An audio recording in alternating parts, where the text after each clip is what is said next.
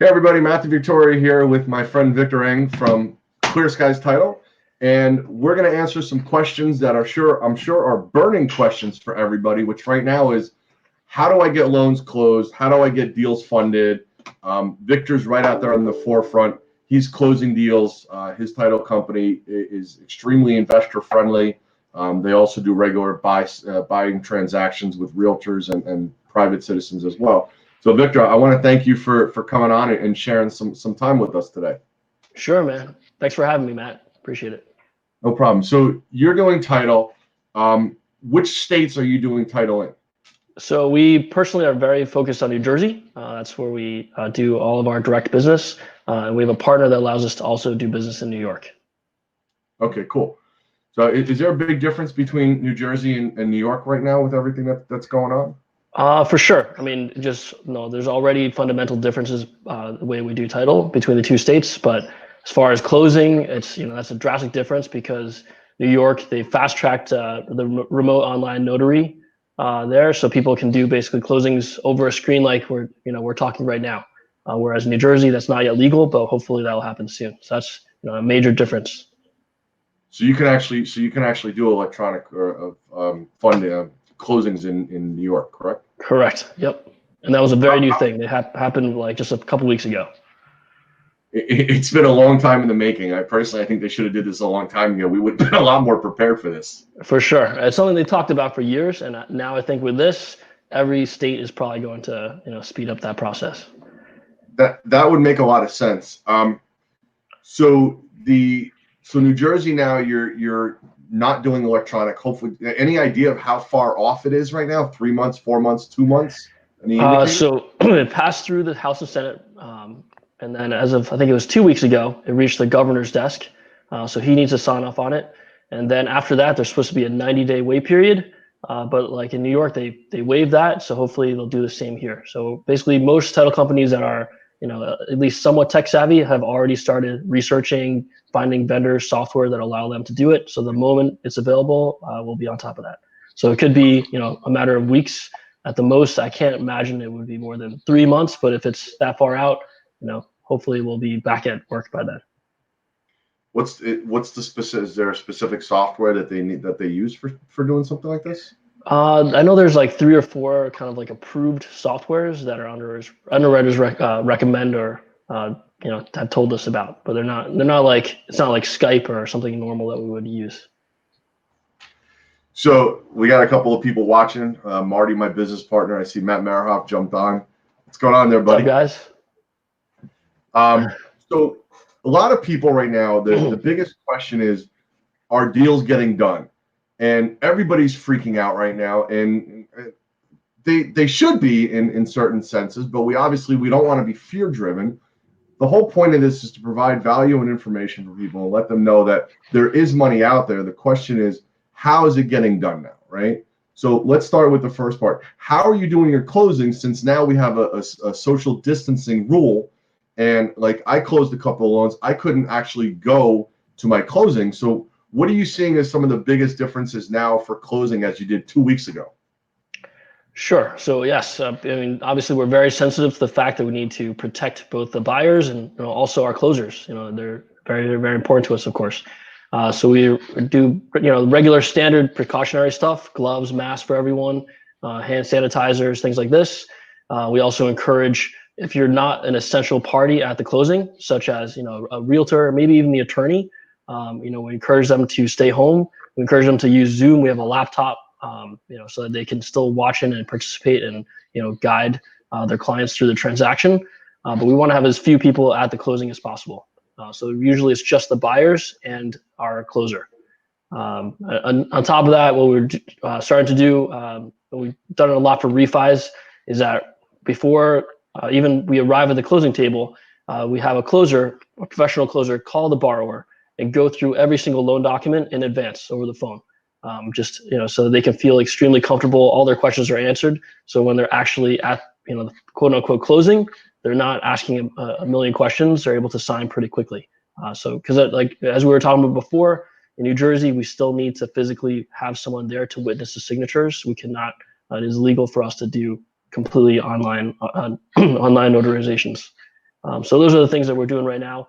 We do some more extreme measures in case people are want to be extra careful, and we're very sensitive to that.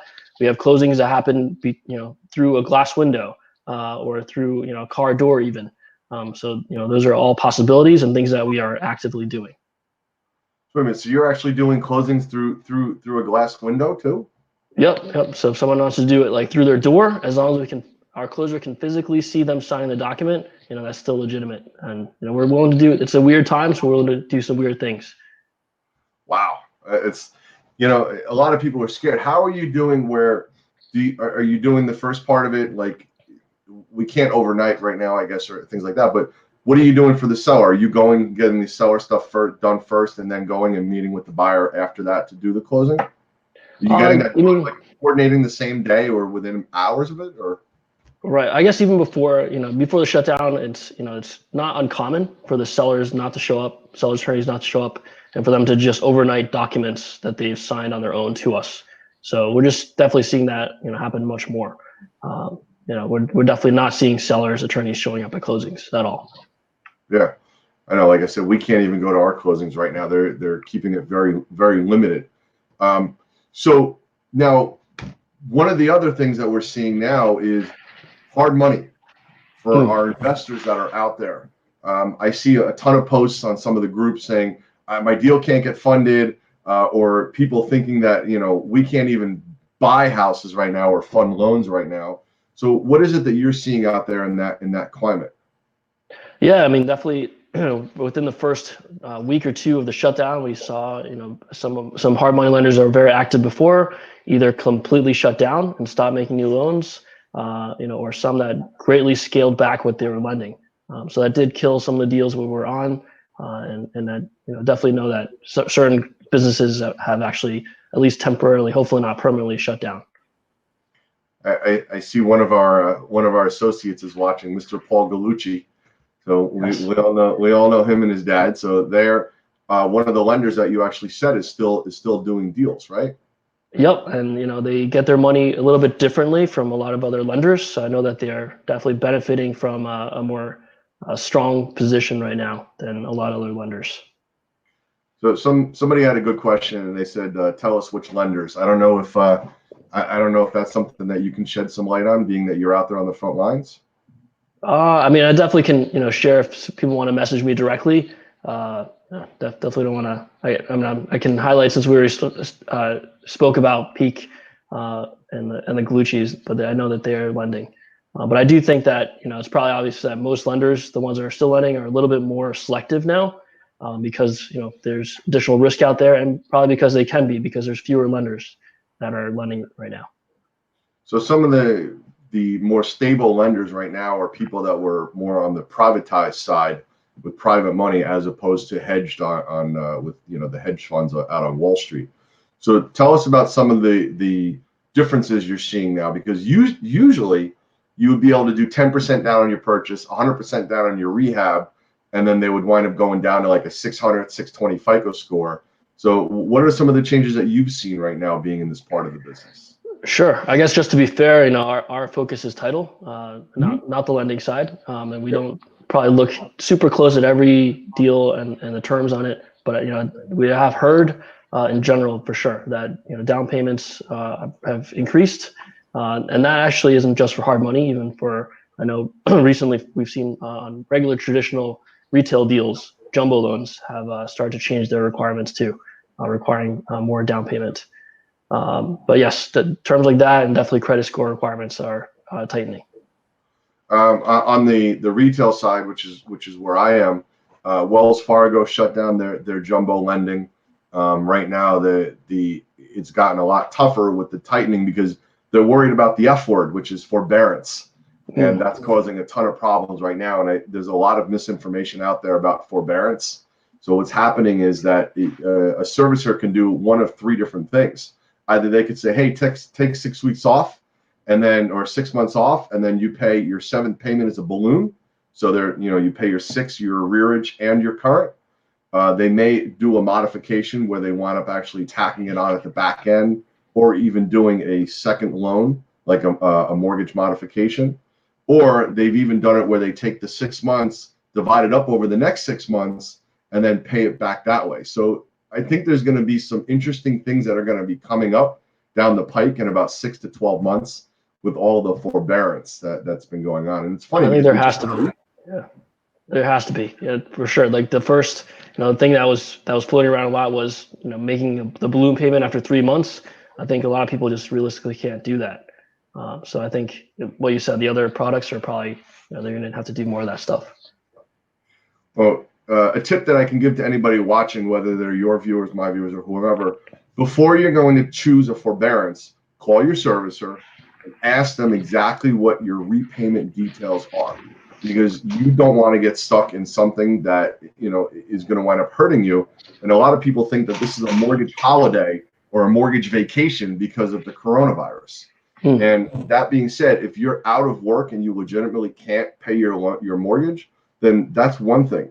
But don't do it just to do it and take a holiday without having all of the information, because this could even cause somebody from not being able to take a refinance if they want to cash out on their property, which you guys have probably been busy as anything with all of the refinances we were doing in the past 30 days. For sure. Yes, and still doing. There's still refis going on. A lot of people think that the market's dead, and that's not the case. It's just, unfortunately, right now it's gotten a little tougher. Credit scores are looking at 620, 640 and up for FHA. A lot of the non-QM lending loans, which I'm sure you've probably noticed that you haven't really been seeing again right now. Yep. They put them on the back burner just because there's so much volatility. They don't know what's going on. And the non-QM are like bank statement loans, ITIN loans for people with tax ID numbers. And then the LLC, which you've probably seen a decline in, is the buy and hold types of loans right now. Yes, right? For sure. I'm definitely seeing fewer of those. So what are some of the steps that people can take, I guess, to kind of make sure that everything's gonna work? Any tips that you have for people that would help them making sure that their loans are going to close? So for us, the biggest recent challenge for us is, obviously we have to do our own due diligence before we can insure a property. And, we do that due diligence mostly at county courthouses. And since almost every single one of those in New Jersey has closed, it's, become a challenge for us. Fortunately, some counties have been pretty good at moving things online. But even then, most of those records do not go far back enough for us to be able to insure. So what we have to rely on more and more now than ever before is asking for the seller to provide a copy of their title policy. As you can imagine, most people don't keep copies of that. So we have to do some detective work sometimes. We'll have to, ask them, hey, do you remember who your attorney was? We have to contact them, or we have to look at the deed. And sometimes there's like a stamp there that says, the mailing address of the attorney. And hopefully they're still in business and picking up their phone.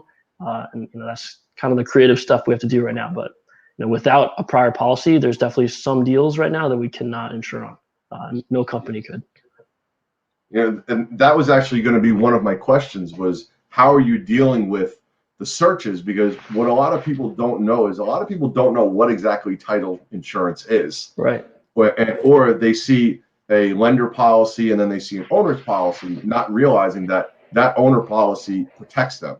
So that was going to be one of my questions, was how are you dealing? That's one of the first things I thought of when we saw shutdowns. It's like, okay, how are they going to do their title searches?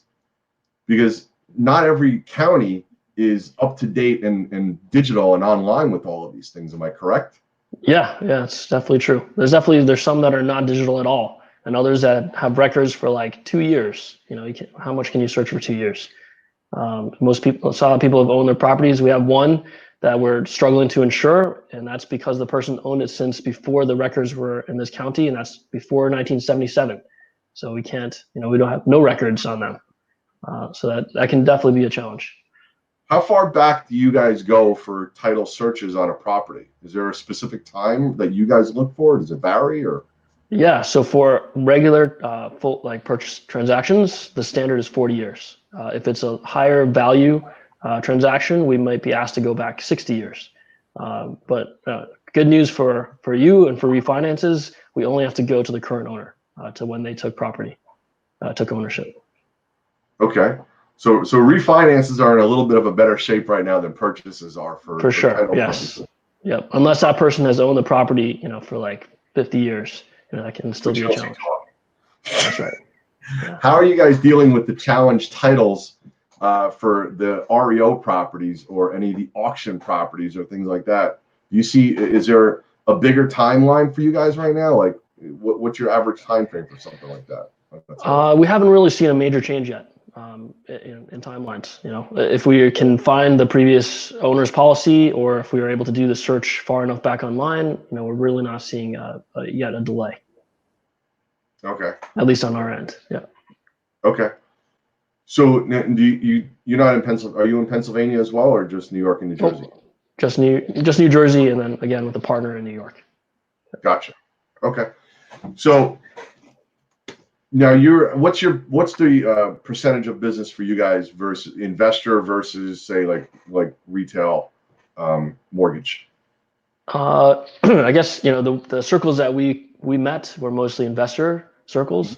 I would say when we first started, we were probably like 80% investors. Over the years, we've kind of pivoted our business, so it's not just investors. So it's probably now closer to 70% retail and 30% investor, something like that. Okay.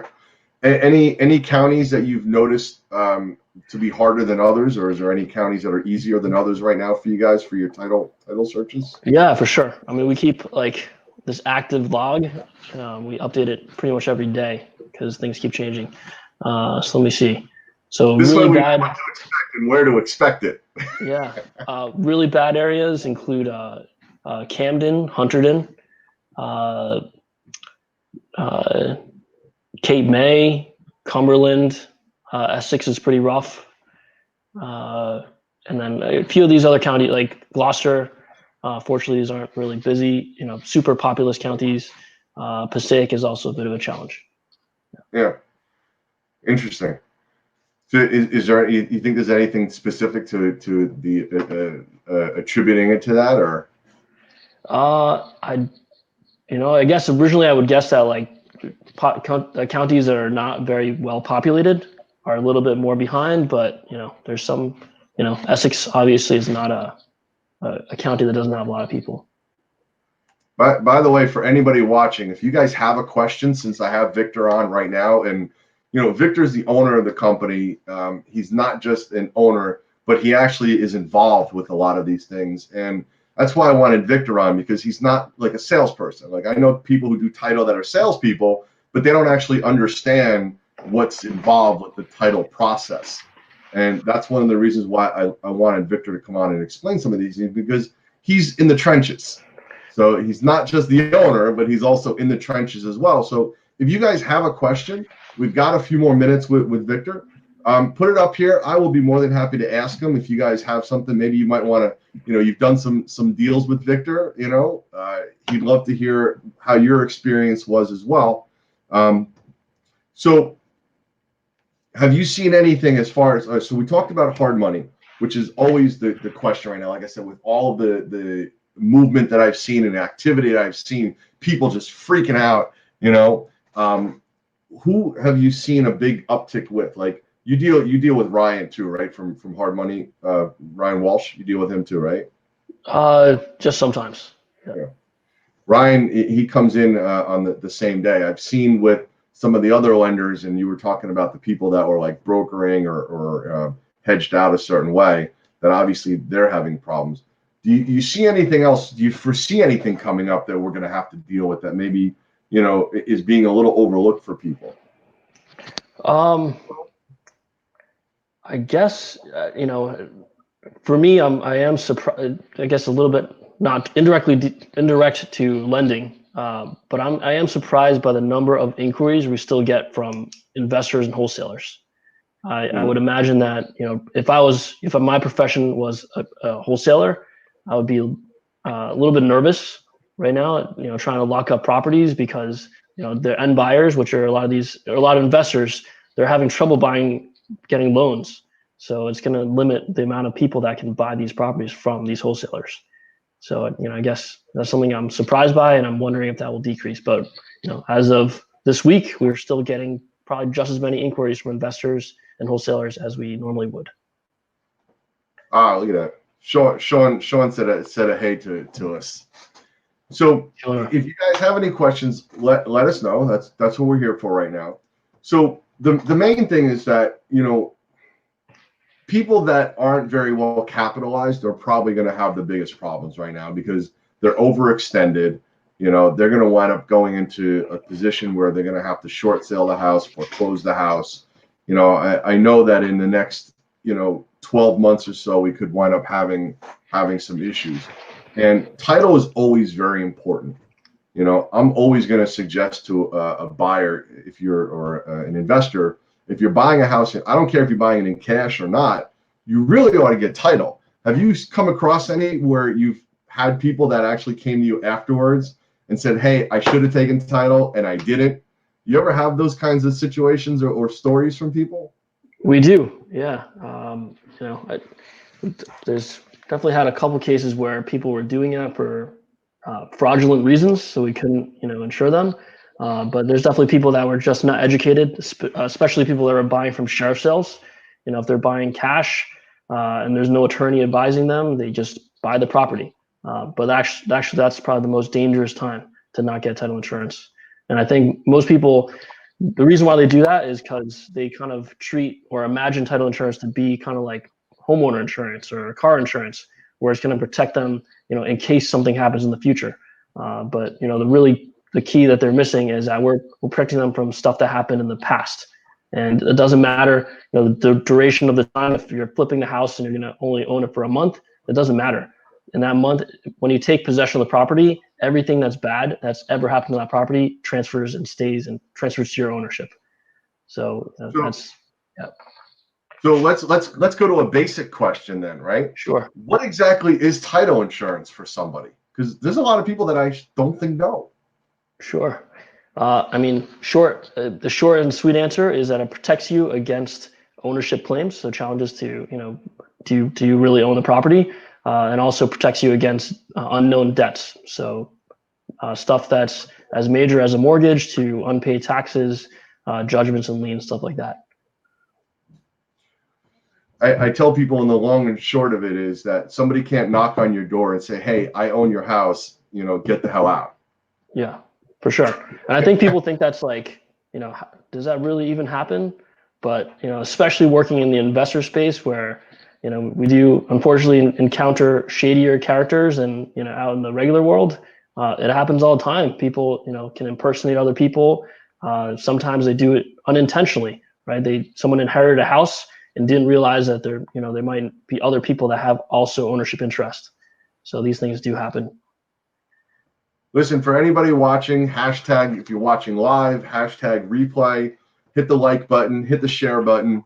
Victor's dropping some great knowledge here. He's sharing some experiences and, his own opinion of what's going on out there because he is live in the trenches. So somebody has a great question here. And her question is, are you seeing more seller financing and or subject to deals? I want to say I have noticed a little bit more, maybe not significantly. And part of it, problem why I'm a bad person to ask is because we kind of made it a policy about 6 months ago not to take any more subject to deals. So we'd probably by nature wouldn't see as many of those recently. But we do have, the occasional inquiry and probably get, we at least get one inquiry a week for that. Okay. So you're not taking any more subject to deals? Correct. Okay. Is everybody complaining about that? Is there, what's the feedback on all of that? I mean, did you saw a lot more, I guess, you saw some shady things going on, you said? A little bit. I mean, that's, and I certainly do see it. I see everything from the investor's perspective because I do invest occasionally. We try our best to empathize with our customers, but for us, it's just there's a lot of loose ends that remain open after a subject to by nature because the mortgage remains open.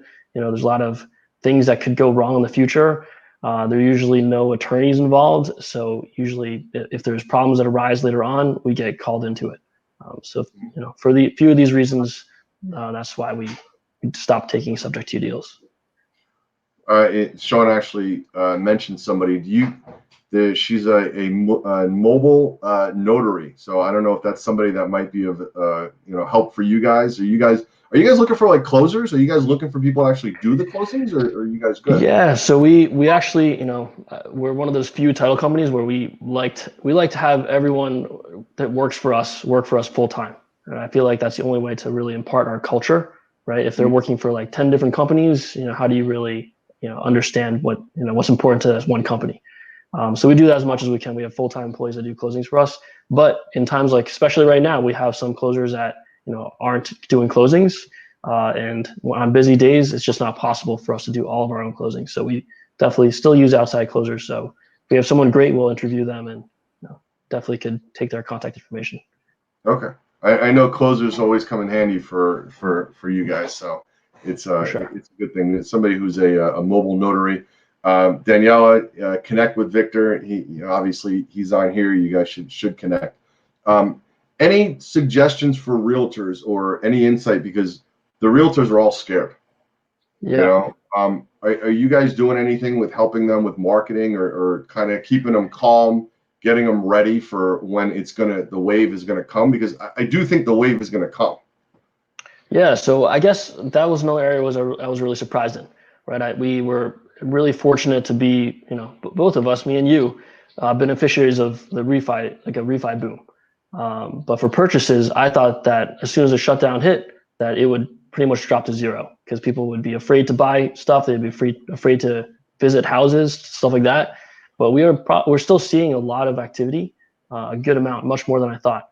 And I've spoken to a few groups of realtors, and you can tell there's some that are not willing to adapt, and they're all doom and gloom, and they're like, I'm just going to sit out and wait till things get better. And there's another group of realtors that are, hey, I'm gonna do virtual showings. I'm gonna still reach out to people. I'm gonna take advantage of this time that people are just like sitting at home, spending all their time looking on Zillow, and they're just taking advantage of that, and they're kicking butt. So I think there's still lots that realtors can do. We do have a few tools. We do have like a tool called Breakthrough Broker that we're subscribed to that we can share with realtors that gives them like marketing ideas that they can use for free. Oh, that's awesome. So for any of my realtors that are out there, make sure you ask Victor. Breakthrough Brokers, you said? Yep, Breakthrough Broker. I think now is a great time for everybody to sharpen up. You got two choices. Either you can look at it, you're on a vacation right now, or you could say, hey, listen, I got some time. Let me sharpen my skills. Let me get myself getting to a better place and get ready for what's going to come. Because I do think that it's going to. I mean, look at it this way. We had a lack of inventory to begin with. So Right. now you have people that are a little more scared to buy, or maybe they can't right now because the guidelines tightened up. The guidelines, by the way, they're tightening up, but they didn't send out and say this is it, this is final. So they actually put a date on the HUD letter that just came out last week, and it said May 17th. So they're not expecting this to be forever, where all of these loans are gone or all of these loans are harder to get. So that just means that we got to take a little bit of a pause for some of it. Doesn't mean that we can't do loans, and it doesn't mean that we can't get people ready. Now is a great time to go back through your list, go back through your database. I'm sure you guys are probably keeping in contact with your realtors and your investors, saying, hey, as soon as everything gets back up and running again for you, let's go and let's just hit the ground running, and let's just crush this and just make it, just take it to another level. And then now the digital side is jumping up for everybody. You probably see that a lot more now, right? Where you're seeing virtual open houses in your newsfeed, because you're friends with a lot of realtors, I would imagine, on Facebook. Right. For sure. Yeah.